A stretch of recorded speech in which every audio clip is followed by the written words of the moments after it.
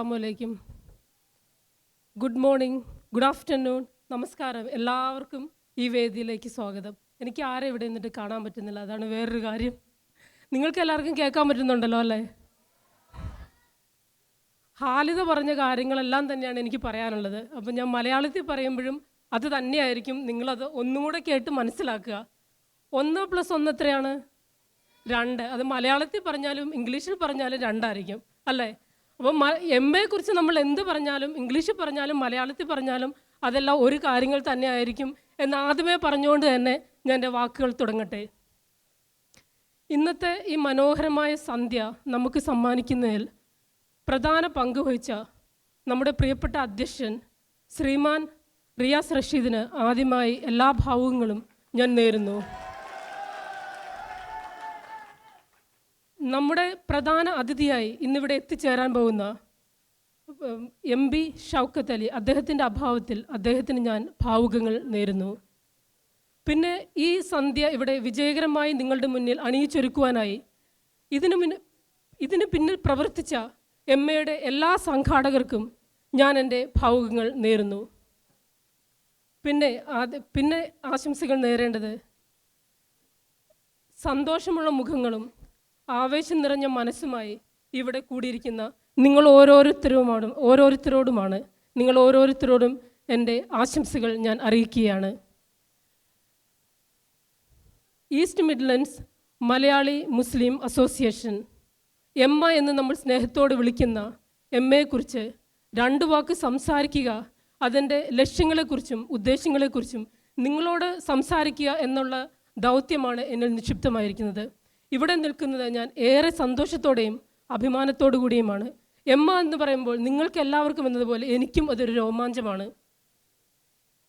എന്തുകൊണ്ടെന്നാൽ മറുനാട്ടിൽ ചേക്കേറിയിരിക്കുന്ന നമ്മൾക്ക് ഓരോരുത്തർക്കും നമ്മുടെ ഭാഷയും പാരമ്പര്യവും സംസ്കാരവും ജീവിതശൈലികളും നമ്മൾ മുറുകെ പിടിക്കുകയും നമ്മുടെ മക്കളിലേക്ക് പകർന്നു കൊടുക്കുകയും ചെയ്യുക എന്ന ഒരു ആഗ്രഹം നമുക്കുണ്ട്.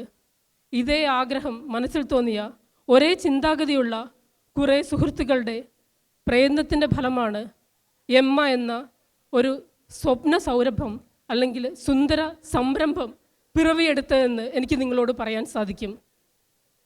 MAയുടെ രൂപീകരണ കാലം മുതൽ എമ്മ സമുദായത്തിൻ്റെ ഐക്യത്തിനും അഭിവൃദ്ധിക്കും വേണ്ടിയിട്ടുള്ള എല്ലാ പരിപാടികൾ സംഘടിപ്പിക്കുകയും പുതിയ തലമുറയെ നേർദിശയിലേക്ക് നയിക്കുന്നതിനുള്ള ശ്രമങ്ങൾ തുടരുകയും ചെയ്തു വന്നുകൊണ്ടിരുന്നു. കുറച്ച് ഈസ്റ്റ് മിഡ്ലൻഡ്സിലും അതിന് ചുറ്റുമുള്ള പ്രദേശങ്ങളിലും എമ്മ നൽകുന്ന അല്ലെങ്കിൽ MAയുടെ സംഭാവനകൾ എന്തൊക്കെയാണെന്ന് നമുക്കൊന്ന് കണ്ണോടിച്ച് നോക്കാം. മാസം തോറും നമ്മൾ നടത്തുന്ന കൂടിച്ചേരലുകൾ അല്ലെങ്കിൽ നമ്മുടെ യോഗങ്ങൾ, ഈ യോഗങ്ങളാണ് മാസത്തിലെ എല്ലാ 2 ആഴ്ചയിലും നമ്മൾ ഒത്തുചേരുന്നു. എല്ലാ 2 ആഴ്ചയിലും നമ്മൾ ഒത്തുചേരുന്നു. പുതിയ ആശയങ്ങളെക്കുറിച്ച് നമ്മൾ സംവദിക്കുന്നു. എന്താണ് ഇനി ചെയ്യാൻ പറ്റുന്നതിനെക്കുറിച്ച് ചർച്ച ചെയ്യുന്നു. ആ വേദിയിലാണ് നമ്മൾ പുതിയ കാര്യങ്ങൾ പ്ലാൻ ചെയ്യുന്നത്. അതുപോലെ നമ്മുടെ കുഞ്ഞുങ്ങൾക്ക് അവരുടെ ബാല്യകാലം പങ്കിടാനുള്ള, ഓർമ്മകൾ പങ്കുവയ്ക്കാനുള്ള, സൂക്ഷിച്ചു വയ്ക്കാനുള്ള ഒരവസരമായിട്ട് അത് മാറുന്നു.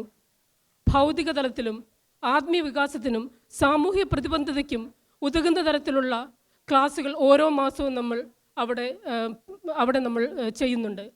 അതുപോലെ തന്നെ നമ്മുടെ ഭാഷയും നമ്മുടെ ഗാനങ്ങളും നമ്മുടെ കലാരൂപങ്ങളും നമ്മുടെ ഭക്ഷണക്രമങ്ങളും നമ്മുടെ കുട്ടികളിലേക്ക്, നമ്മുടെ തലമുറകളിലേക്ക് പകരുന്നതിന് വേണ്ടിയുള്ള ആനുവൽ മീറ്റുകൾ, ഇഫ്താർ പാർട്ടികൾ, ഫുഡ് ഫെസ്റ്റുകൾ, ഇതെല്ലാം നമ്മൾ അവിടെ സംഘടിപ്പിക്കുന്നു. അപ്പോൾ നമ്മുടെ സംസ്കാരം അതിലൂടെ നമ്മൾ നമ്മുടെ കുട്ടികളിലേക്ക് പകർന്നു കൊടുക്കുന്നു. അതുപോലെ തന്നെ എമ്മ നൽകുന്ന സാമൂഹ്യ സേവനങ്ങളെക്കുറിച്ച് പറയുകയാണെങ്കിൽ എമ്മ നിരന്തരമായ കാരുണ്യ പ്രവർത്തനങ്ങളിൽ പങ്കെടുക്കുന്നു. വെള്ളപ്പൊക്കം അല്ലെങ്കിൽ അതുപോലുള്ള ദുരന്തങ്ങളിൽ സഹായഹസ്തവുമായിട്ട് എമ്മ മുന്നോട്ട് വരുന്നു. കോവിഡ് കാലഘട്ടങ്ങളിൽ കേരളത്തിലേക്കും അതുപോലെ തന്നെ UK-യിലും പല പ്രവർത്തനങ്ങളിലും നമ്മൾ പങ്കെടുത്തിരുന്നു. അതുപോലെ വിവാഹ സഹായ നിധികൾ, രോഗചികിത്സയ്ക്കുള്ള ഫണ്ടുകൾ, എഡ്യൂക്കേഷൻ ലോണുകൾ, ഇതെല്ലാം MAയുടെ ഭാഗത്ത് നിന്ന് ആളുകൾക്ക് നൽകപ്പെടുന്നുണ്ട്. അതുപോലെ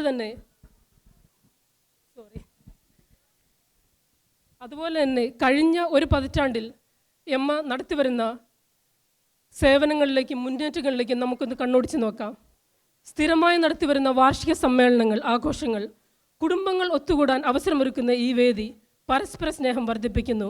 നല്ല രുചികരമായ ഭക്ഷണമൊരുക്കി കലാപ്രകടനങ്ങൾ നിർത്തി അണിയിച്ചൊരുക്കുന്ന ഈ സന്ധ്യ എല്ലാവരുടെയും മനസ്സിൽ ഓർത്തു വയ്ക്കാനുള്ളതും ഒരുങ്ങിയിരിക്കാനുമായിട്ടുള്ള ഒരു അവസരമായിട്ട് മാറുന്നു.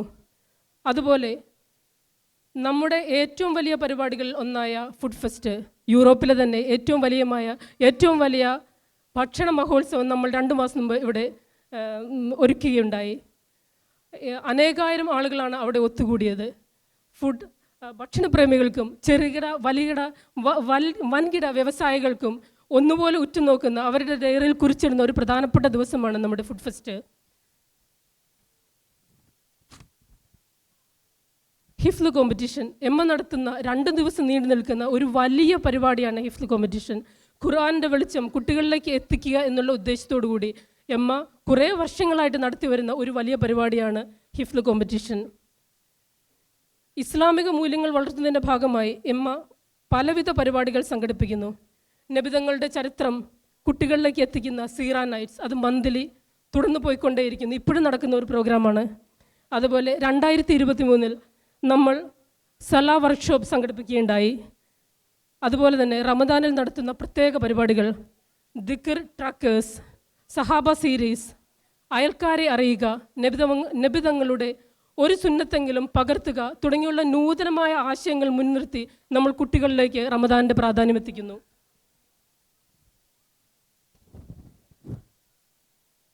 അതുപോലെ തന്നെ രാഷ്ട്രീയ ആഗോളതലത്തിലുള്ള പ്രശ്നങ്ങൾ, അതുപോലെ അതിനുള്ള കർമ്മ പരിപാടികൾ, കുറേ ഉദാഹരണങ്ങൾ എനിക്ക് നിങ്ങളുടെ മുന്നിൽ നിർത്താനാകും. കേരളത്തെ പിടിച്ചു കുലുക്കിയ ഹാദിയ വിവാദം നിങ്ങൾക്ക് എല്ലാവർക്കും ഓർമ്മ കാണുമല്ലോ. അന്ന് ആ കാലഘട്ടത്തിൽ വ്യക്തി സ്വാതന്ത്ര്യം അനുവദിക്കണമെന്നുള്ള ഹാദിയയുടെ ഒപ്പം അതേ കടുത്ത നിലപാടിൽ തന്നെ ഉറച്ചു നിന്നു. കർണാടകയിലെ ഹിജാബ് വിവാദം, ഹാൻഡ്സ് ഓഫ് മൈ ഹിജാബ് എന്ന വലിയ പ്രചാരണത്തിലും പ്രതിഷേധ പരിപാടികളിലും മുന്നിലുണ്ടായിരുന്നു. CAA എതിരായ പ്രതിഷേധ പ്രകടനങ്ങൾ, പലസ്തീൻ കുരുതിക്കെതിരായ ലണ്ടനിൽ നടത്തിയ പ്രതിഷേധ റാലികൾ, കോവിഡ് കാലത്ത് CPR എങ്ങനെ കൊടുക്കാം എന്ന് നമ്മുടെ സമൂഹത്തിനെ പഠിപ്പിച്ചിട്ടുള്ള CPR പരിപാടികൾ, ഇനിയും എത്രയോ പരിപാടികൾ പരാമർശം അർഹിക്കുന്നു.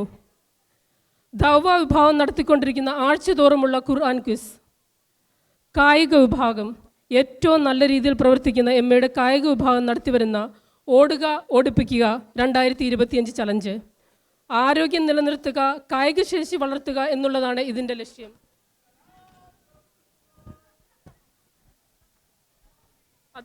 അതുപോലെ തന്നെ നമ്മൾ നടത്തിവരുന്ന football tournament, cricket tournament, badminton competition, ഇതെല്ലാം പ്രത്യേകം എടുത്തു പറയേണ്ട യുടെ പ്രോഗ്രാമുകളാണ്. സമുദായത്തിൻ്റെ ഉന്നമനത്തിനും ഐക്യത്തിനും വേണ്ടി നമ്മൾ നടത്തിയിട്ടുള്ള ജനാസ വർക്ക്ഷോപ്പ്, ഫ്യൂണറൽ ഫണ്ട്, അതുപോലെ തന്നെ ചാരിറ്റി സ്നാക്സ് സെയിൽ, ഇതെല്ലാം പ്രത്യേക പ്രശംസ അർഹിക്കുന്നു. അംഗങ്ങളുടെ ഇടയിൽ സ്നേഹവും ഊഷ്മളതയും നിറയ്ക്കാൻ ഉതകുന്ന വിനോദപ്രധാനിയായിട്ടുള്ള ladies cottage trip, men's camping, day outs, ഇതെല്ലാം യുടെ വേറെ ചില പ്രോഗ്രാമുകളാണ്. 2014 കേവലം 25 അംഗങ്ങളായി തുടങ്ങിയ 2025 നിൽക്കുമ്പോൾ 500-ൽ പരം അംഗങ്ങളുമായി മുന്നോട്ട് പോയിക്കൊണ്ടേയിരിക്കുന്നു. 2014 2000 രൂപയാണ് നമുക്ക് ചാരിറ്റിക്ക് വേണ്ടിയിട്ട് സംഭാവന നൽകാൻ കഴിഞ്ഞതെങ്കിൽ 2025 അത് 162,000 pounds ആയി മാറിക്കഴിഞ്ഞിരിക്കുന്നു. അതും ഈ ചെറിയൊരു സമൂഹത്തിൽ നിന്ന് നമുക്ക് ഇത്രയും വലിയ കാരുണ്യ പ്രവർത്തനങ്ങൾ ചെയ്യാൻ സാധിച്ചു എന്നുള്ളതാണ്.